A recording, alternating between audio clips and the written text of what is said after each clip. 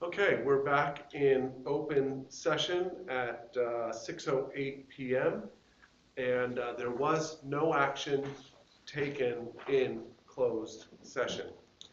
Uh, I'd like to remind the viewers that on the YouTube channel, on the left-hand side of the screen, there is a button that says click for Spanish. So if you would like to listen to this real time in Spanish, click on We that should button. we should say that in Spanish. It's being translated right now. Okay. Here is it, she's translated, yeah. Yeah. Para todos los miembros de la comunidad que están viendo esta presentación de la Junta Directiva del Distrito Escolar de Hollister, si alguien quiere oír la Junta en español, haga clic abajo en la pantalla para que se conecte con la traductora que está ahorita traduciendo todo en vivo, todo al mismo tiempo. Okay. Steve, would you like to lead us in the Pledge of Allegiance? All right. Are you ready? I pledge allegiance to the flag of the United States of America and to the republic for which it stands, one nation, under God, indivisible, with liberty and justice for all. Thank you, Steve. At this time, I would entertain a motion to approve the agenda as presented. So moved. Jan, if you could please unmute yourself. We need a second, I think. Second. Okay. Thank you, Liz. Is there any discussion? Hearing none, we'll call for the vote. All in favor say aye. Aye. Aye. Any opposed? None being heard, motion carries 5-0.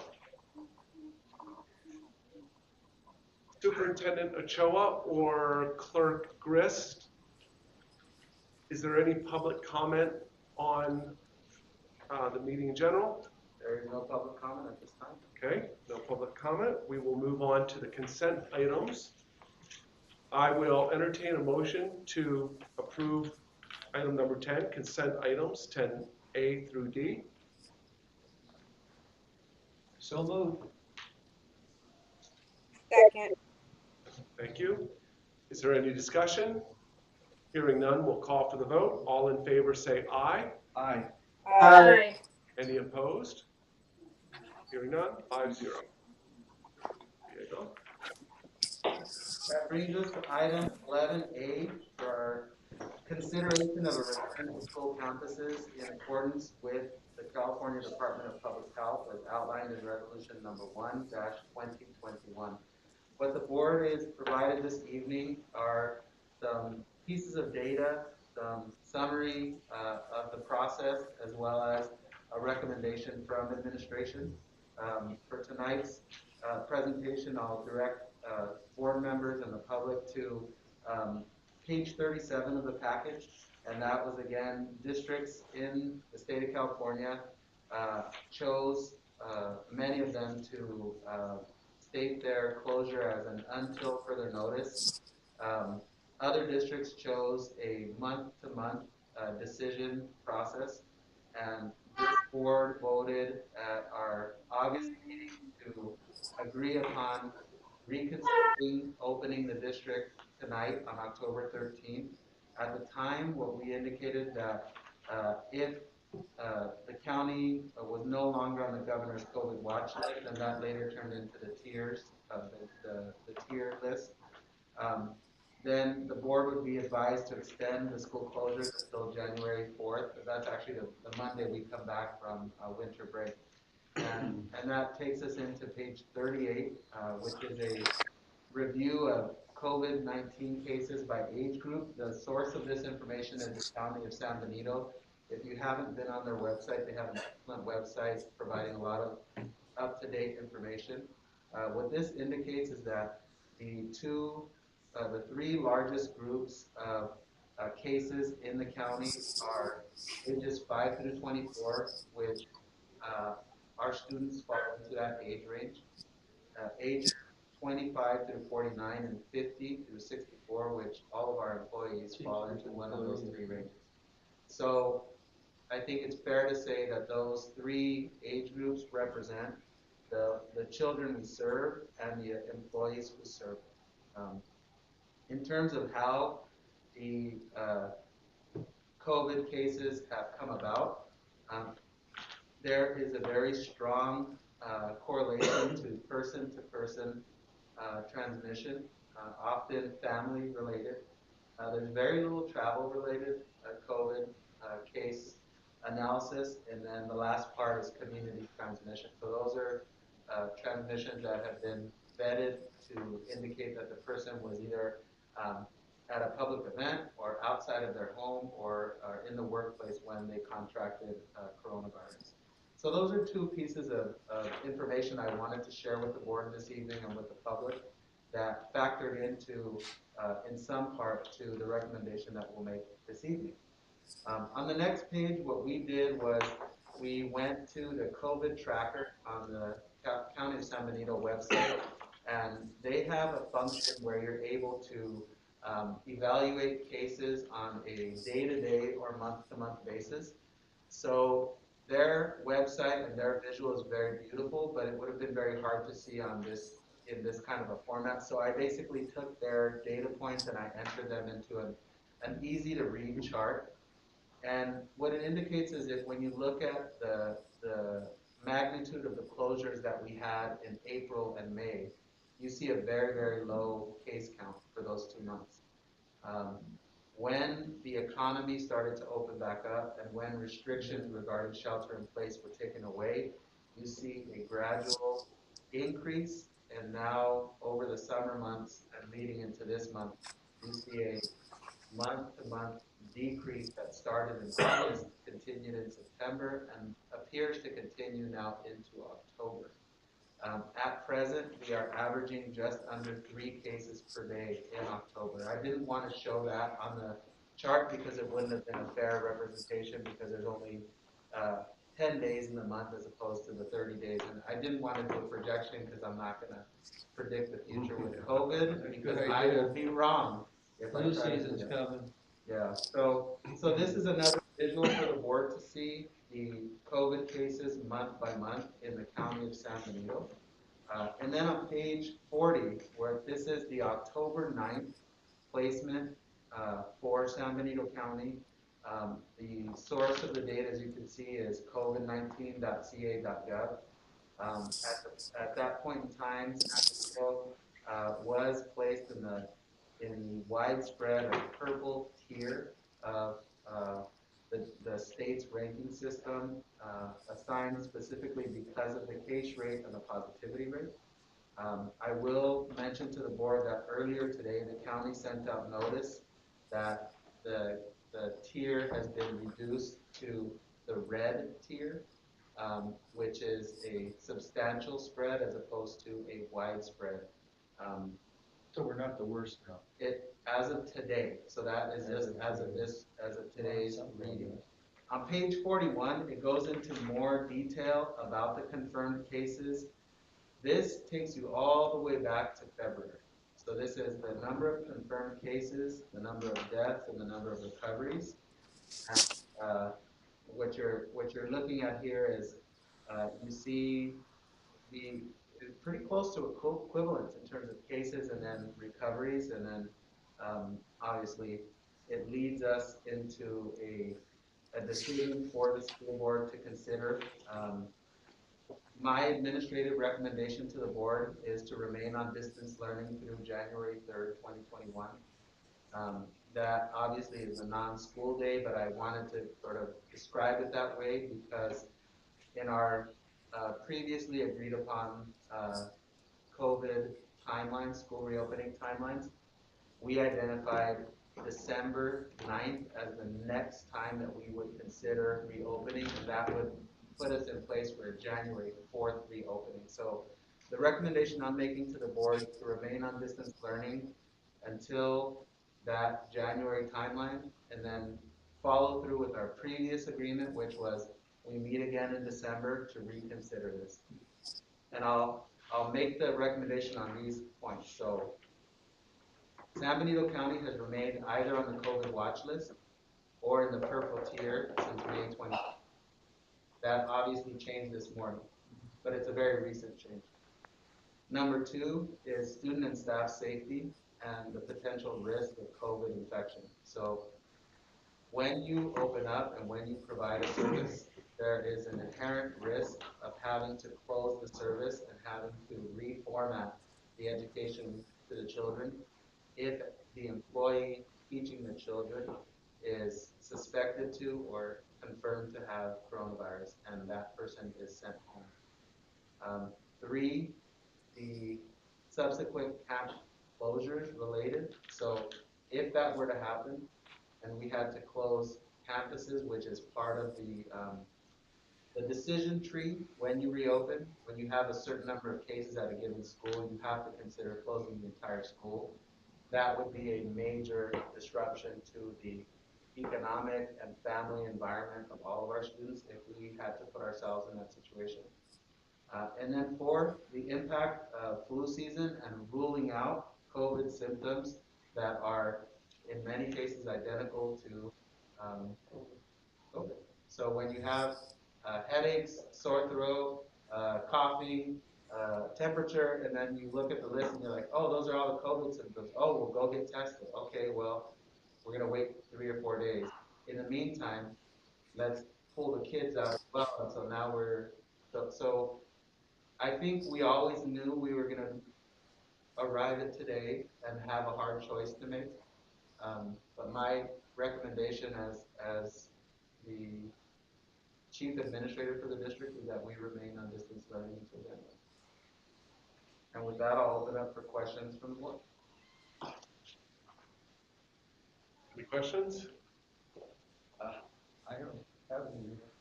I mean, so I'll ask some, Diego, are we getting, is there any demand at all from families that they come to school? Yeah. Is it, okay? And are there any you're aware of that are willing to teach in the live classroom? Yeah, so the percentage of teachers that were favorable to the idea of hybrid instruction was in the 35 to 40% range.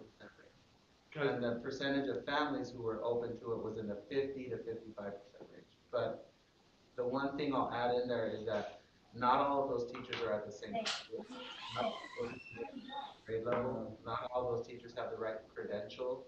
Not all the students attend the same school or have the same services. So a parent might say, I really want my child to go back to school, but the child has a speech therapist and a psychologist and a counselor, and they're in 8th grade at Mays Middle School, but they have a first grader at Flat Lane. So one family's request would actually compel a program for 2 different students in completely different scenarios. I want to respond. So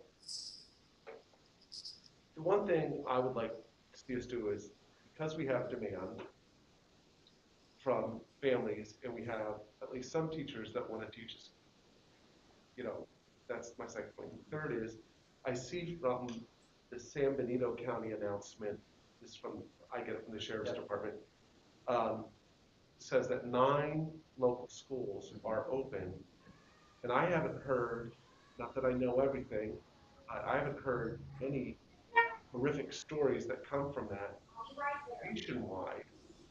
I do a lot of periodicals that are credible. Nationwide, I haven't heard of anything horrible coming out of schools that have reopened.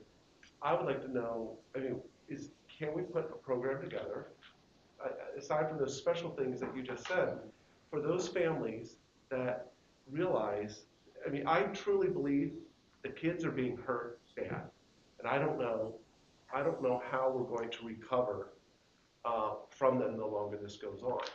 So those that are willing, families that are willing, if we can't, I think we should try to pair them up in a real classroom with real live instruction, with a real live principal, um, until there's a compelling reason not to.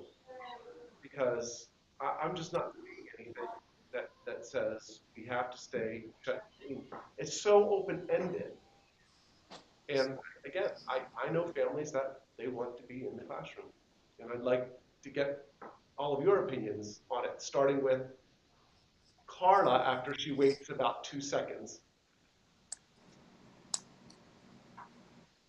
Thank you for the reminder. I want to thank Superintendent Ochoa for giving us the data. I think it's important to see, where the trends are. And, just as of today, we got out of the purple, which is good, but it doesn't mean we're totally out of, the positive cases. So I think I appreciate the caution. I appreciate the data and being able to make a mindful decision here. Of course, we all would love to go back to, the way it used to be. But I think we need to take our staff and our students and health into consideration. I think this plan does that. And also, I think to your point, Superintendent Choa, of disruption too, because we do have a lot of parents who are working parents, and changing to next month would be difficult to do. So I like the idea of revisiting and keeping it closed till January and looking at December. And I, although I know that there are issues, with but I think that we're trying to work them out, and I think that families have done the best they can to adjust. So I think that I would approve. Thank you. Thank you. Is there any other comment? Steve King? A couple of things. It has broken my heart to have kids out of school for this length of time. Believe me, there's nobody out there that wants them back more than I do. I believe this has been a real detriment to their overall education, which in some ways they never will get back. On the other hand, um, if we come back too quickly and there is a problem, the other 9 schools I think we're talking about, those are single campuses, aren't they? Is the high school reopening? Not as of today. Okay. Because we have multiple campuses, and logistically, this would be very hard to do, to kind of bring some back and keep others there. I like the idea of January 3rd if we decide in December, as long as these things keep going down. And honestly, I don't have a lot of confidence that they will, considering this is the fall of the year, the flu season's coming, people are going to be indoors more, it could spread more. Also, if we can possibly open in January, the whole first semester would have been done this way. If we open in January, if we're lucky enough to do it, again, we'll have to revisit it, we could have the whole next semester done the other way at all the schools, not just some. So I would prefer that route. And let's revisit it again. To me, logistic, how do we know it won't go up? And if it does, then we're going to have problems with the schools. It seems easier to just finish this semester, and hopefully we'll be able to start the next semester with everybody on the same ground. Steve, can I ask you a question though? Sure. The small rurals, I don't know who all the 9 schools are, but the small rurals, we're not getting any reports, certainly no notices that there have been issues coming from those. So the fact that we're multiple campus to me doesn't mean anything. It's still a school, whether each school is in its own itself. So How many students are on those campuses? Rob, they're one school and they're all doing We're Hold on. suggesting is that we would not do that. We would have a partial school here. We'll have a partial school here. The other people Why will be couldn't we just have one school site where people go to?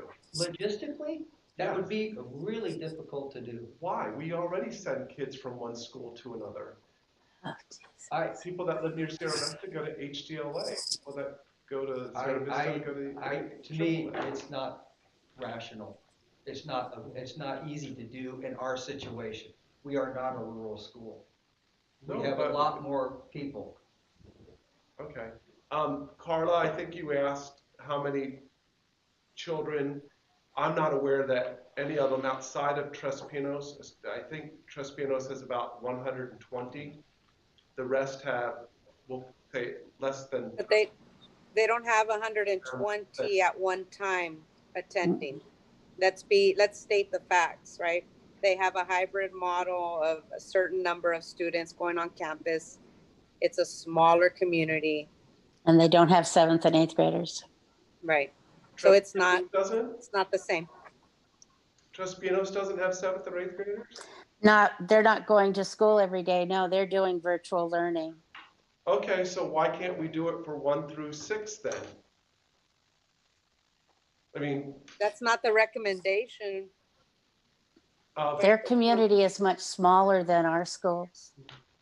well, I want to serve all Very much. constituents, and some of our constituents would like their kids to be in school. So I think by ignoring them, we're not serving them. And I'll leave, my comments at that. So any more board discussion? No. Okay. Is there any public comment? Can I have a motion what's the action we're taking? Oh, here it is. I got it. So can I have a motion to follow the administration's recommendation that the board maintain campus closures at least through January 3rd, 2021? Anyone? I'll move that we continue with our original plan where we will revisit on December, I don't remember the date.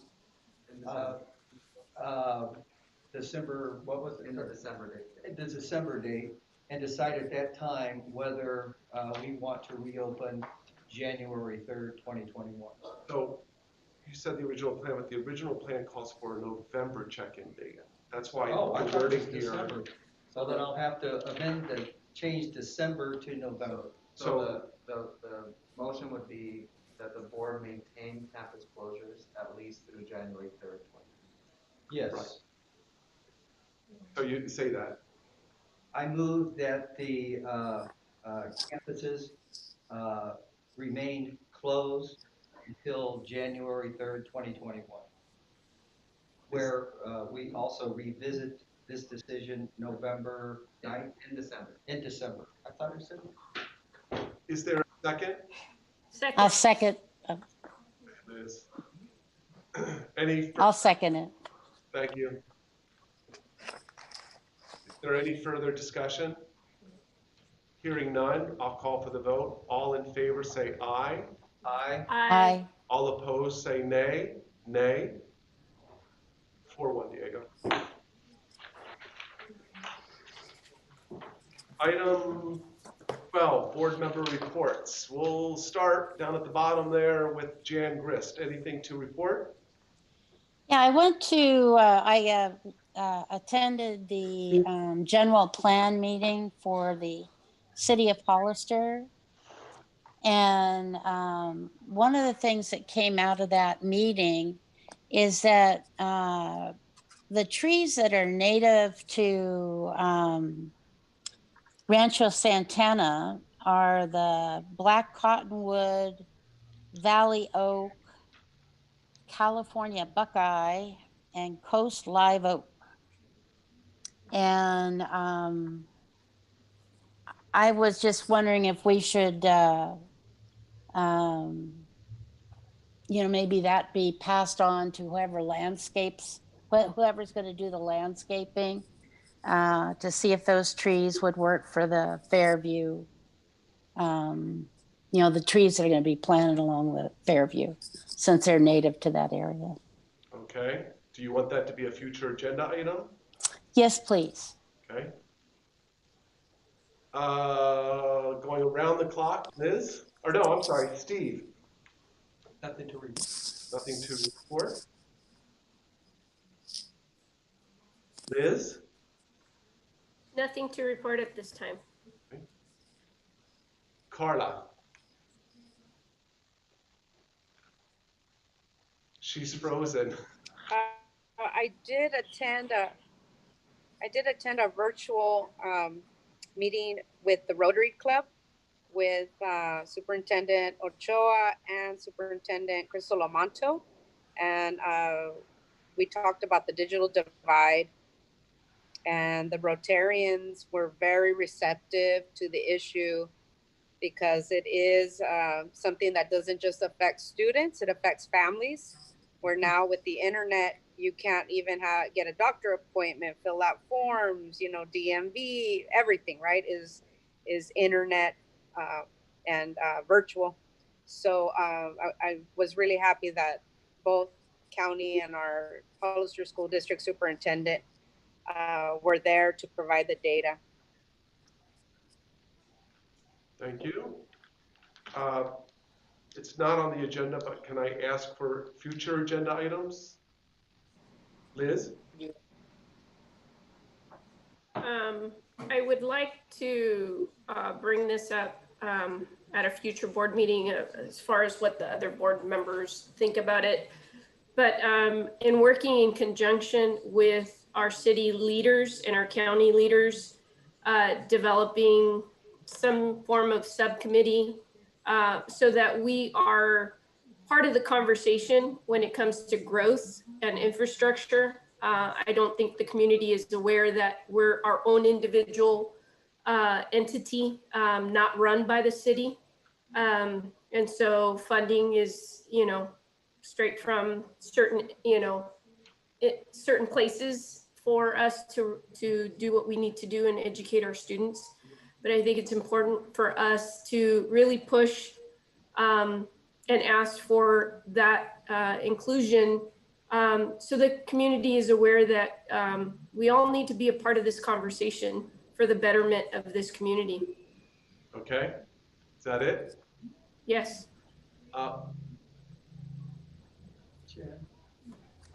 Carla, did you raise your hand? Yes. I just want to make sure that we follow up on the use of the fields and just the progress on our fields.